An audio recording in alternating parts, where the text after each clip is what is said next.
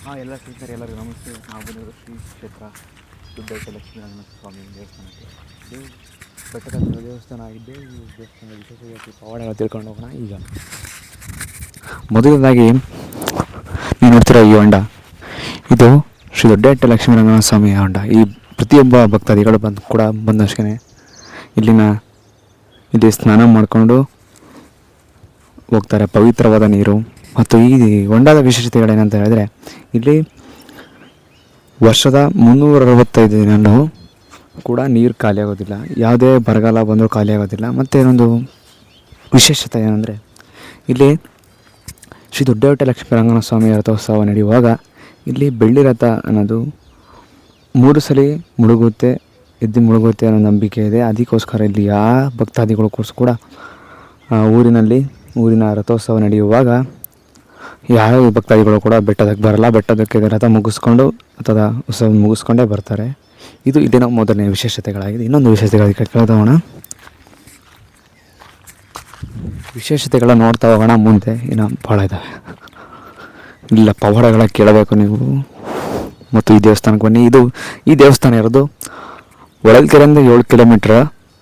ಲೋಕದೊಳ ಗ್ರಾಮದಿಂದ ಮೇಲಕ್ಕೆ ಬರ್ಬೋದು. ಮೇಲಕ್ಕೆ ಇಲ್ಲಿ 3 ಕಿಲೋಮೀಟ್ರ್ ಆಗುತ್ತೆ. 3 ಕಿಲೋಮೀಟ್ರ್ ಈ ಕಡೆ ಮೆಟ್ಲಿಕ್ಕೆ ಗಾಡಿ ಬರೋ ವ್ಯವಸ್ಥೆ ಇದೆ. ಇಲ್ಲೆಲ್ಲ ಬರ್ಬೋದು.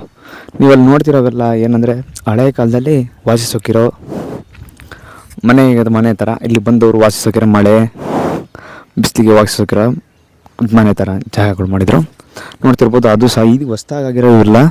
ಇಲ್ಲಿ ಶನಿವಾರ ಭಾನುವಾರ ಜನ ಇರ್ತಾರೆ. ಯಾಕಂದರೆ ಇಲ್ಲಿ ದೇವಸ್ಥಾನದ ಪೂಜೆ ಮಾಡೋದು ಶನಿವಾರ ಭಾನುವಾರ ಮಾತ್ರವಾಗಿಂದ ಶನಿವಾರ ಭಾನುವಾರ ಜನ ಬರ್ತಾರೆ. ಇಲ್ಲಿ ಕೋಳಿ ಆ ಥರ ಎಲ್ಲ ಕೊಯ್ತಾರೆ ಮತ್ತು ಇಲ್ಲಿ ಊಟ ಮಾಡ್ತಾರೆ. ಮತ್ತು ಅವೆಲ್ಲ ಇದಾವೆಲ್ಲ ಹಳೆ ಕಾಲದ ಒಂದು ವಾಸಿಸೋಕಿರೋ ಜಾಗ ಅನ್ಬೋದು. ಇಲ್ಲಿ ಇದು ರುಬ್ಬಗಲ್ಲ ನೋಡಿ, ಕಾಡಲ್ಲಿರೋ ರುಬ್ಬಗಲ್ಲ ಅಂತ ಅನ್ಬೋದು. ನೋಡ್ತಿರ್ಬೋದು ಸಾಂಬಾರು ರುಬ್ಬಕಲ್ಲ ಹೇಗಿದೆ ಅಂತ.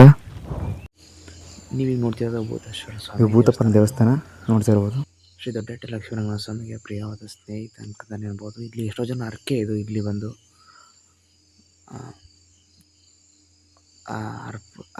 ಕೋಳಿನ ಅರ್ಪಿಸೋದು.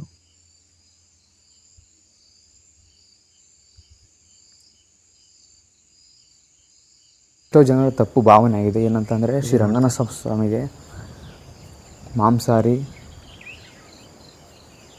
ಮಾಂಸಾಹಾರನ ನೈವೇದ್ಯ ಮಾಡ್ತಾರೆ. ಅದು ಸುಳ್ಳು.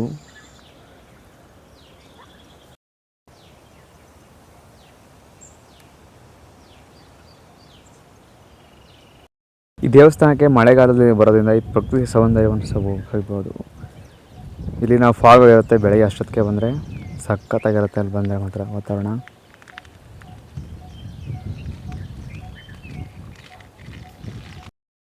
ಚಿಕ್ಕಮಂಗ್ಳೂರಿಗಿಂತ ಏನು ಕಮ್ಮಿ ಇಲ್ಲ. ಇಲ್ಲ ನೇಚರ್ ಮತ್ತು ಇಲ್ಲಿನ ಇದು ಗುಡ್ಡ ಜರುವಕ್ಕಿಂತ ಮುಂಚೆ ಇದ್ದು ನೋಡ್ತಾ ಇರ್ಬೋದು. ಇದು ಆಗಿರೋ ರೋಡಿನ 6 ವರ್ಷ ಆಗಿದೆ. ಯಾಕಂದರೆ ಇಲ್ಲಿ ಜೋರಾದ ಮಳೆ ಒಂದು 2025 20ನೇ ವರ್ಷದಲ್ಲಿ ಜೋರಾದ ಮಳೆಯಿಂದ ಇಲ್ಲಿ ಶ್ರೀ ರಂಗನಾಥ ಸ್ವಾಮಿ ಬೆಟ್ಟ ಏನಿದೆ, ಬೆಟ್ಟದಲ್ಲಿ ದೇವಸ್ಥಾನ ಪೂರ್ತಿ ಕೊಚ್ಕೊಂಡು ಎಲ್ಲಿ ಏನಿದೆ ಅಂದರೆ, ಶ್ರೀ ಆಂಜನೇಯ ಸ್ವಾಮಿ ಬಿದ್ದಾಂಜನೇಯ ಅಂತೀವಿ. ಬಿದ್ದಾಂಜನೇಯ ಸ್ವಾಮಿ ದೇವಸ್ಥಾನದ ಮುಂದ್ಗಡೆ ಎಲ್ಲ ಅಲ್ಲಿನ ಕಂಬ ಮತ್ತು ಪ್ರತಿ ದೇವಸ್ಥಾನದ ಕಂಬ ಆಗಿರ್ಬೋದು, ಗೋಡೆಗಿರೋದು ಪ್ರತಿಯೊಂದು ಬಂದು ಅಲ್ಲಿ ಜಾರಿ ಬಿದ್ದಿತ್ತು. ಯಾಕಂದರೆ ಅತಿಯಾದ ಮಳೆಯಿಂದ ಕುಸಿತಿದ್ರಿಂದ. ಆದರೆ ದೇವರಿಗೆ ಮಾತ್ರ ಏನೂ ಆಗಿರಲಿಲ್ಲ. ತಟ್ಟೆಗೂ ಸಮೇತ ಏನೂ ಆಗಿರಲಿಲ್ಲ. ಇದು ಇಲ್ಲಿ ಇನ್ನೊಂದು ವಿಶೇಷಗಳಾದರೆ, ಮತ್ತು ನೀವು ನೋಡ್ತಿರೋ ಈ ಸರ ಏನಂದರೆ, ದೇವಸ್ಥಾನದಿಂದ ಹರ್ಕೊಂಡು ಬಂದು ಬಿದ್ದಿರೋ ಬಂಡೆಗಳಿವೆಲ್ಲ. ಈ ಬಂಡೆಗಳು ಯಾವ ಗಾತ್ರದಲ್ಲಿದೆ ನೋಡ್ಬೋದು. ಆದರೆ ಅಲ್ಲಿ ಕೆಳಗಿರೋ ಬಿದ್ದಾಂಜನೇಯ ಅಂತ ಇದೆ. ಬಿದ್ದಾಂಜನೇಯ ದೇವಸ್ಥಾನಕ್ಕಾದರೆ ಏನಾಗಿರಲಿಲ್ಲ. ಆದರೆ ಕರೆಕ್ಟ್ ಬಿದ್ದಿರೋದು ಅದು ಬಿದ್ದಾಂಜನೇಯ ದೇವಸ್ಥಾನ ಮುಂದ್ಗಡೆನೇ ಪ್ರತಿಯೊಂದು ಕಲ್ಲುಗಳೆಲ್ಲ ಬಂದಿದೆ. ಇದು ಅಲ್ಲಿಂದ ವಿಶೇಷತೆ ನೋಡ್ಬೋದು. ಈ ಮೆಟ್ಲಿಗೆಗಳನ್ನು ಮಾಡಿದರೆ, ಯಾಕಂದರೆ ಹತ್ತೋಕ್ಕೆ ಇದೇ ಮೆಟ್ಲಿಗೆ ಇರೋ ಜಾಗದಲ್ಲಿ ನೋಡಿ ಹರ್ಕೊಂಡು ಬಂಡೆಗಳ ಕಲ್ಲುಗಳು ಹರ್ಕೊಂಬಂದಿರೋ ಜಾಗ ಇದು. ಆ ಜಾಗದಲ್ಲಿ ಮೆಟ್ಲಿಗೆ ಮಾಡೋಕ್ಕೆ ಸುಲಭ ಆಯಿತು. ಮುಂಚೆ ಇದರಲ್ಲಿ ರೋಡೆಲ್ಲ ಇರಲಿಲ್ಲ. ಹೊಸದಾಗಿ ರೋಡ್ ಮಾಡಿ ಅದರಿಂದ ಟ್ಯಾಂಕ್ ಇದು ಲಾರಿಯಲ್ಲಿ ಸಿಮೆಂಟ್ಗಳನ್ನ ಏರಿ ಅಲ್ಲಿಂದ ಮಾಡಿರೋದು. ಇದು ಶ್ರೀ ದೊಡ್ಡ ಲಕ್ಷ್ಮಣನ ಪಾದಗಳು. ನೋಡ್ತಾ ಇರ್ಬೋದು ಯಾವ ಥರ ವ್ಯೂ ಇದೆ ಅಂತ. ಇದು ಮೊದಲೇ ಇದ್ದು ನಡ್ಕೊಂಡು ಹೋಗಕ್ಕಲ್ಲ ಮೆಟ್ಲಿಗೆ ಥರ. ರಂಗಪ್ಪ, ಈ ಬೆಟ್ಟ ಹತ್ತೋದು ಬರೀ ಯುವಕರಲ್ಲ, 80 ವರ್ಷದ ಅಜ್ಜ ಅಜ್ಜಿಯರು ಕೂಡ ಹತ್ತುತ್ತಾರೆ ಈ ಬೆಟ್ಟನ. ಈ ಬೆಟ್ಟ ಆವಾಗ ಈ ಥರ ರೋಡ್ ಥರ ಏನಿರಲಿಲ್ಲ. ಅವಾಗೆಲ್ಲ ಏನೆಂದರೆ ಕಲ್ಲಲ್ಲೇ ಮೆಟ್ಲಿಗೆ ಥರ ಮಾಡಿದರು. ಆ ಮೆಟ್ಲಿಗೆ ಮೇಲೆ ಹತ್ಕೊಂಡು ಹೋಗ್ಬೇಕಿತ್ತು. ಅಲ್ಲಿ ಒಂದು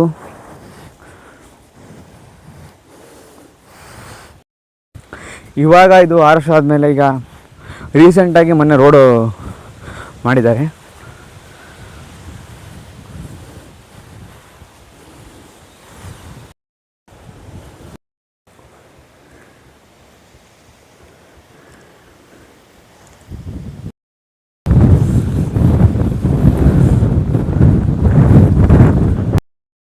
ಜೀವನದಲ್ಲಿ ಅರ್ಥ ಮಾಡ್ಕೊಳ್ಳಿ.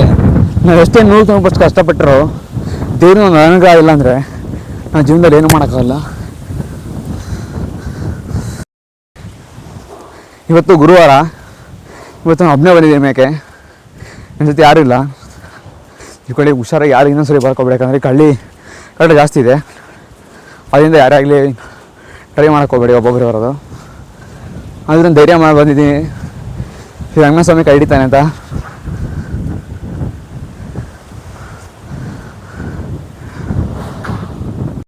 ಕ್ಲಿಪ್ ಹಾಕ್ತೀನಿ. ಮೊದಲೇ ಹೇಗಿತ್ತು ಈ ದೇವಸ್ಥಾನ, ಈಗ ಇದೆ ಅನ್ನೋ ದೇವಸ್ಥಾನ ತೋರಿಸ್ತೀನಿ. ಇದೇ ನೋಡಿ, ಇದೇ ಜಾಡಲ್ಲಿ ದೇವಸ್ಥಾನ ನಡ್ಕೊಂಡಿದ್ದು.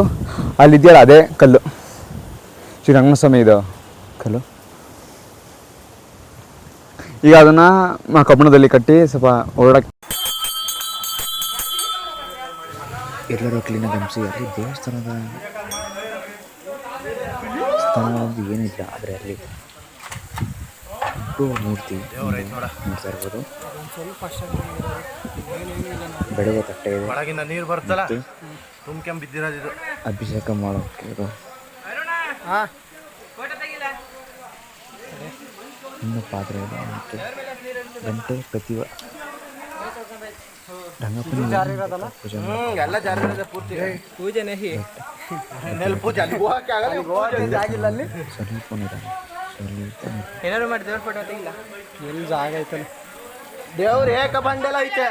ಟೆಂಪ್ರರಿ ಮಾಡಿದ್ದಾರೆ. ದೇವಸ್ಥಾನ ಪೂಜೆ ನಡೀಬೇಕಲ್ಲ, ಅದಕ್ಕೋಸ್ಕರ ಇಲ್ಲಿ ಭಕ್ತರು ಅಪಾರ ಸಂಖ್ಯೆಯಲ್ಲಿ ನಿಂತ್ಕೊಳಕ್ಕೆ ಹೋಗಬೇಡಿ. ಯಾಕಂದರೆ ಅಲ್ಲಿ ಕಬ್ಬಣ ಆಗಿರೋದ್ರಿಂದ ಯಾವ ಬೇಕಾದರೂ ಇದಾಗ್ಬೋದು, ಚಾನ್ಸ್ ಇರುತ್ತೆ. ಎಲ್ಲ ಭಕ್ತರು ವಿಷಯ ಕೇಳ್ಕೊಳ್ಳೋದಾದರೆ ಲಿಮಿಟಲ್ಲಿ ಹೋಗಿ, ಲಿಮಿಟಲ್ಲಿ ಬನ್ನಿ. ಅತಿಯಾಗಿ ವೆಯ್ಟ್ ತಡೆಯೋಕ್ಕಾಗೋದಿಲ್ಲ ಯಾರ ಕೈಲಾದರೂ, ಅದ್ರ ಕೈಲಿ ಒಬ್ಬನ ಕೈಲಿ ಆಗೋದಿಲ್ಲ. ಅದಕ್ಕೋಸ್ಕರ ಅಲ್ಲಿನ ಚೆನ್ನಾಗಾಗೋವರೆಗೂ ಕಮ್ಮಿ ಜನ ಹೋಗಿ, ಕಮ್ಮಿ ಜನ ಬನ್ನಿ. ಮೊದಲು ನೋಡ್ತಿದ್ದೀರಲ್ಲ, ಅಲ್ಲಿ ದೊಡ್ಡ ಮಾಡೋರು, ಇಲ್ಲಿಂದ ಅಲ್ಲಿ ತನಕನೂ ಮೊದಲಿಗೆ ಇದಿತ್ತು, ದಾರಿ ಥರ ಆಯಿತು, ಅಂದರೆ ಓಡಾಡ್ಬೋದಿತ್ತು. ಈಗ ಅದೇ ದೇವಸ್ಥಾನ ಇದಾದ್ರಿಂದ ಅಲ್ಲಿ ಹೋಗೋಕೆ ಯಾರು ಜಾಗ ಇಲ್ಲ ಈಗ.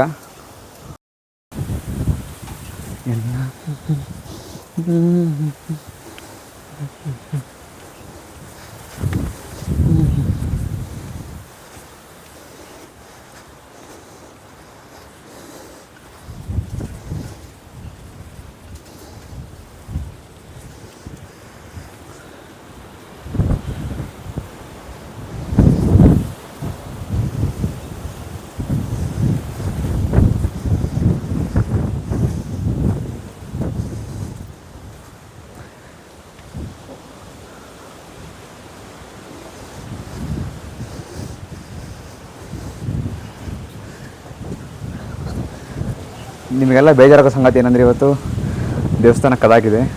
ಇದು ಶನಿವಾರ ಭಾನುವಾರ ಮಾತ್ರ ಕದ ತೆಗೆದಿರುತ್ತೆ. ಇನ್ನೊಂದು ಪವಾಡ ಏನಂದರೆ, ಇಲ್ಲಿ ಇದು ಲಕ್ಕಮ್ಮ ತಾಳ್ಸವ್ವ ಅಂತದ್ದು, ಇವರು ಶ್ರೀ ರಂಗನಾಥ ಸ್ವಾಮಿನ ಪತ್ನಿಯರು. ಮತ್ತು ಇಲ್ಲಿ ಇನ್ನೊಂದು ವಿಶೇಷ ಏನಂದರೆ, ಅತಿ ಹೆಚ್ಚು ಗಾಳಿ ಬರುತ್ತೆ ಇಲ್ಲಿ. ನೀವು ಇಲ್ಲಿ ನೆಮ್ಮದಿಯಾಗಿ 15 ನಿಮಿಷ ಕುತ್ಕೊಂಡು ಹೋಗಿ. ಅಂದರೆ ಈ ಥರ ನೇಚರ್ ನೀವು ಎಲ್ಲೂ ನೋಡಿರಲ್ಲ.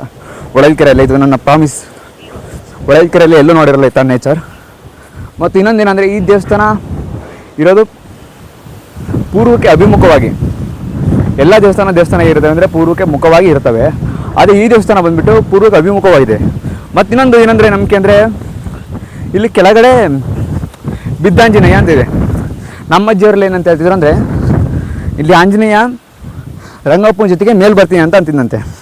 ಅದಕ್ಕೋಸ್ಕರ ರಂಗಪ್ಪ ಸಿಟ್ಟಾಗಿ ಕಾಲ ಹೊಡೆಯೋದ್ರಿಂದ ಆ ಆಂಜನೇಯ ದೇವಸ್ಥಾನ ಕೆಳಗೆ ಬಿದ್ದಿತ್ತ, ಅಲ್ಲೇ ಚೀಲ ಆಗಿ ಇದೆ ಅಂತ. ಇದು ನಮ್ಮ ಅಜ್ಜಿಯವರ ನಂಬಿಕೆ ಆಗಿದೆ. ನಮ್ಮ ಅಜ್ಜಿಯವರು ಹೇಳ್ತಿದ್ರು ನಮಗೆ.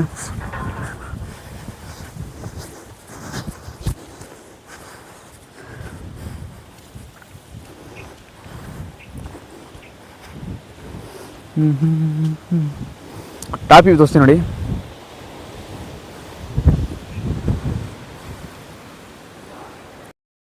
ಇನ್ನೊಂದು ಏನೋ ಪವಾಡಗಳಂತ ಹೇಳ್ತಾ ಹೋಗೋದಾದ್ರೆ, ಇಲ್ಲಿ ಯಾವುದೇ ವಯಸ್ಸಾದರೂ ಕೂಡ ಹತ್ತಕ್ಕಾಗಲ್ಲ ಅಂತ ಅರ್ಧಕ್ಕೆ ಹೋಗಿ ಉದಾಹರಣೆನೇ ಇಲ್ಲ. ಈ ದೇವಸ್ಥಾನಕ್ಕೆ ಬಂದಮೇಲೆ ಅದೆಷ್ಟೇ ಕಷ್ಟ ಆಗಲಿ ರಂಗಸ್ವಾಮಿ ಕರ್ಕೊಂತಾನೆ. ಮೇಕೆ ಅಂತ ನಂಬಿಕೆ. ಎಷ್ಟೇ ಕಾಲು ನೋವಾಗಲಿ, ಎಷ್ಟೇ ಏನಾಗಲಿ ಮೈಗೆ ರಂಗಸ್ವಾಮಿ ಕರ್ಕೊಂತಾನೆ ಮತ್ತು ಹುಷಾರು ಮಾಡ್ತಾನೆ ಅಂತ ನಂಬಿಕೆ. ಆಲ್ ಟೂರಲ್ಲಿ ಮಾತ್ರ ಕ್ರೇಜಿಯಾಗಿರುತ್ತೆ. ಯಾಕಂದರೆ ನೀವು ಬಿಲ್ಲು ಒಂದು ಕತೆ ಹೇಳ್ತೀನಿ.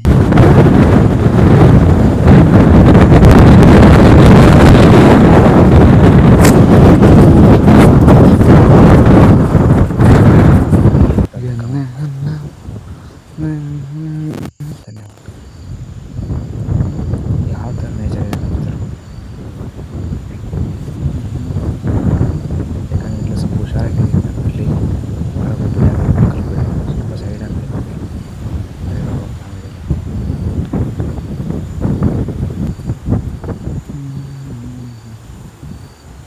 ಸ್ವಲ್ಪ ಪೋಸ್ ಆಗಿತ್ತು ಅಂತ ಹೇಳಿ ಕಮೆಂಟ್ ಮಾಡಿ.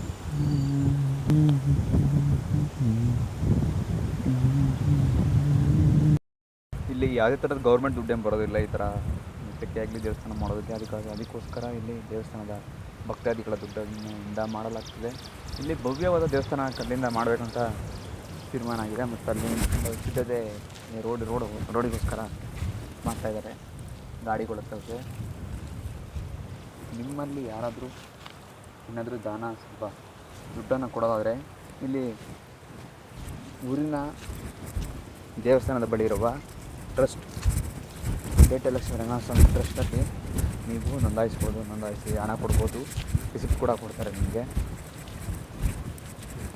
ಇಲ್ಲಿ ನೋಡ್ತಾ ಇರ್ಬೋದು ಕಲ್ಲಿಂದು ಯಾವ ಥರ ಕಲ್ಲಲ್ಲಿ ಕಟ್ಟಿದಾರೋ ಆ ಕಲ್ಲಲ್ಲಿ ಕಟ್ಬೋದು, ಮುಂದ್ಗಡೆ ಕಟ್ಟೋದಾಗುತ್ತೆ. ಈ ಥರ ದೇವಸ್ಥಾನ ನೋಡ್ಬೋದು.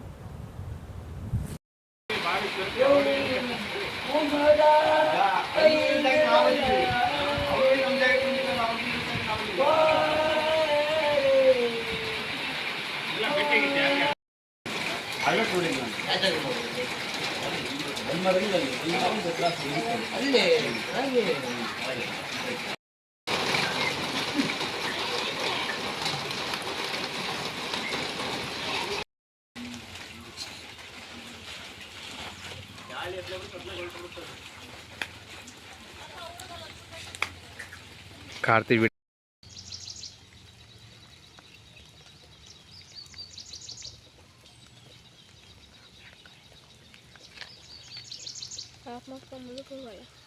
ಮುಂದಕ್ಕೆ ಹೋಲ್ದಿಪ್ಪ ರಂಗಪ್ಪ ನಂಗೆ ಕಾಣುತ್ತೆ.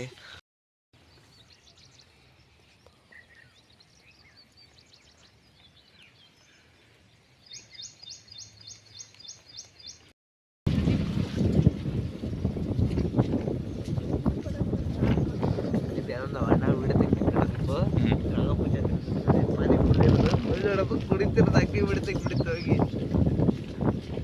ತೋರಿಸ್ತಿದೆ. ಹಳ್ಳಿ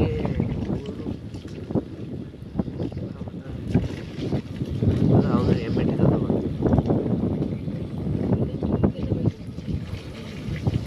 ಗಿಡ ಯಾವ ಗೊತ್ತಿರೋದು ಅಡಿಕಿಡಲ್ಲ ಕಲ್ಲರ್ ಆಗ್ಬಿಟ್ಟ ಗೊಬ್ಬರ ಗೊಬ್ಬರ ಹಾಕಿರ್ಬೇಕು. ಮತ್ತೆ ಕರ್ತಿ ವರ್ಷ ಆಗುತ್ತೆ. ಮತ್ತೆ ನೀರು ಕರ್ತಿ ಇದು ಸಿಗ್ಲದು ಬ್ಯಾಸ್ ಹೊಡಿಸ್ಬಿಟ್ವ ನಾವು ಡ್ರಿಪ್ಪಿಂಗ್ ಬಳ್ಳಿ ಒಂದು ವಾರ ಬಿಸ್ತು ಕಂಟಿನ್ಯೂಸ್ ಹೊಡೆದು ಬಿಡ್ಕುತ್ತೆ ಅವಾಗ ಕರ್ತಿ. ಅದಕ್ಕೆ ಥರ ಗೊಬ್ಬರ ಹಾಕ್ಬೇಕಣ ಆಗುತ್ತಲ್ಲ ಈಗ.